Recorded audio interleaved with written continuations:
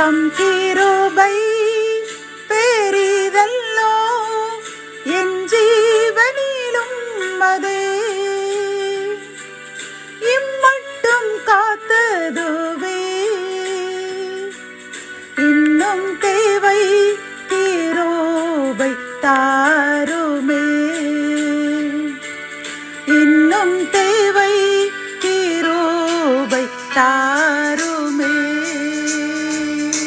கர்த்தரும் இரட்சகருமாகிய இயேசு கிறிஸ்துவின் ஈடு இணையற்ற நாமத்தில் சேனைகளின் கர்த்தர் ஊழியத்தின் மூலம் 24/9/2024 இந்த நாள் உங்களுக்கும் உங்கள் சந்ததிக்கும் சமாதானத்தின் நாளாக அமையப் போகிறது என்று மனதார வாழ்த்துகின்றேன்.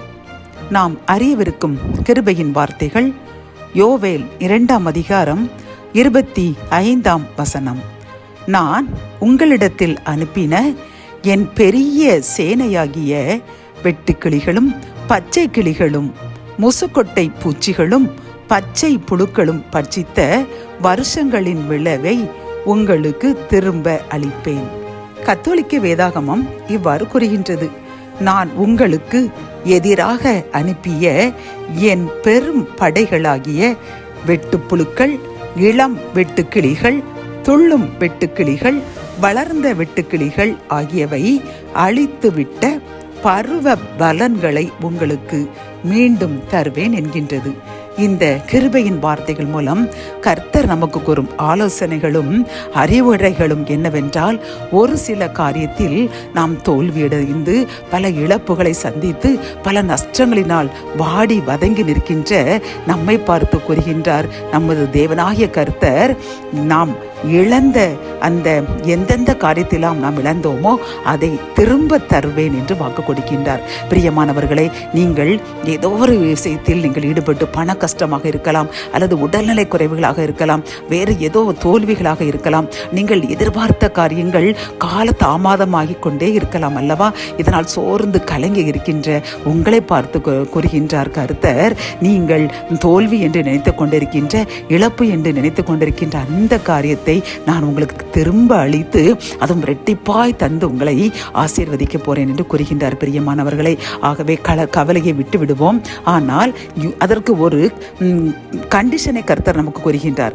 யோவேல் 2:12 கூறுகின்றார், நீங்கள் இப்பொழுதே உபவாசத்தோடும் அழுகையோடும் புலம்பலோடும் உங்கள் முழு இருதயத்தோடும் என்னிடத்தில் திரும்புங்கள் என்று கூறுகின்றார். ஆகவே நாம் என்ன செய்ய வேண்டும்? நம்முடைய எந்த காரியங்கள் காலதாமதம், இழப்பு, நஷ்டங்களுக்கு நாம் என்ன செய்ய வேண்டுமாம் தெரியுமா? உபவாசம் இருக்க வேண்டுமாம். அழுது நம்முடைய அறிந்தும் அறியாமலும் நாம் செய்த பாவங்கள், மூதாதையர் செய்த பாவங்கள், இதற்காக நாம் புலம்ப வேண்டுமாம்.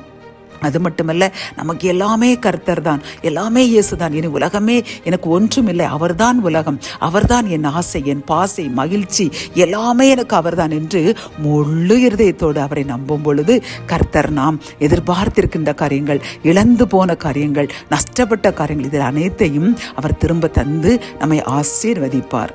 ஜெபம். என் அன்பு தகப்பனை, இந்த அருமையான ஒரு வசனத்திற்காக நன்றி ராஜா.